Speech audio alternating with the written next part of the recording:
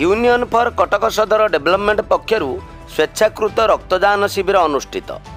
मानव सेवा ही माधव सेवा को व्रत करी कटक सदर अग्रणी स्वेच्छासेवी संगठन यूनियन फॉर कटक सदर डेवलपमेंट सभापति शिक्षाविद प्रोफेसर श्रीजुक्त मनोज कुमार नायक आह्वान क्रमे आज कटक सदर निर्वाचन मंडल वार्ड नंबर 50 नुआपड़ा स्थित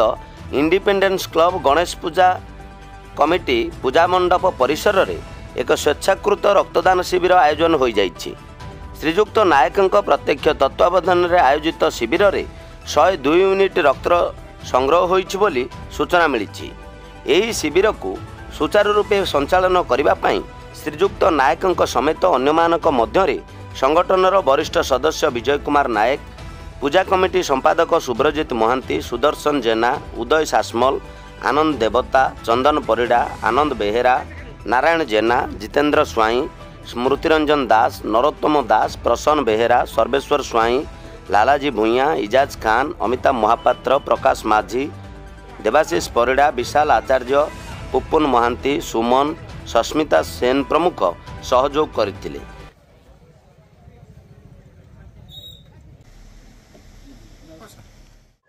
आम तृतीय रक्तदान शिविर वर्ष प्रथम जो रक्तर अभाव रोचे दूर करने आम समस्ते मिसिकी रक्तदान शिविर हो सब यंग पिला माने ही मोस्टली आसुँच तेणु से जो कार जीवन बची है सीटा सब बड़ कथा आहरी अधिक पिला रक्तदान करूँ एवं आगामी दिन रही आहरी यूनाइटेड माने निज निज भितर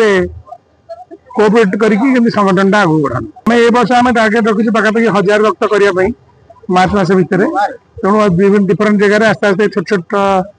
कैंप करके आम से टार्गेट पूर्ण करने चेष्टा कर संगठन लोक जो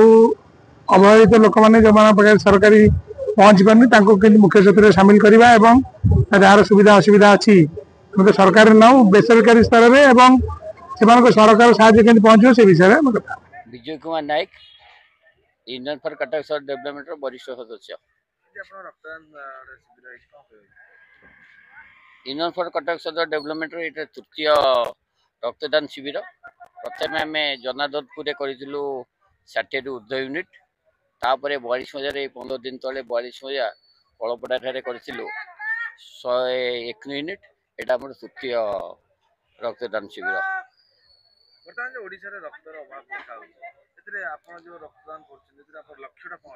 लक्ष्य रही आमर या जे कौन रोगी रक्त अभाव मृत्यु न हो तार अमूल्य जीवनटा बंची जाऊ व्यर्थ न जाऊ। रक्तदाता मान को बहुत बहुत धन्यवाद। से रक्तदान महत्वटा बुझी रक्तदान कर स्वेच्छाकृत रक्तदान कर बहुत धन्यवाद। से गोटे जीवन बदल आ गोटे जीवन को रक्षा कर आम लक्ष्य रही आमर निश्चित कोइल ब्लॉक रे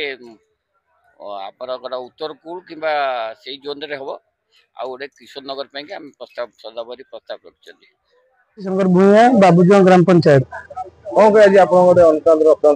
आमर यूनियन फॉर कटक सदर डेवलपमेंट अध्यक्ष मनोज भाई जे बड़ भाई आह्वान क्रमे आज आम तृतीय जगार रक्तदान शिविर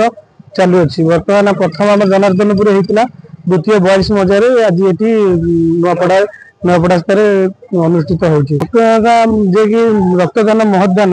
भाई आह्वान क्रमे आज जो मैंने आसने बहुत बहुत धन्यवाद। से आमर कटक सदर यूनियन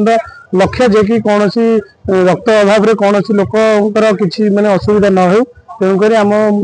बड़ भाई जे कि से सब लोकर चिंता भल चिंता आ डेवलपमेंट सब करने आह्वान क्रमे आम मैंने सहयोग अच्छे। कार्यक्रम संपर्क में मतामत दे श्रीजुक्त नायक कहले कि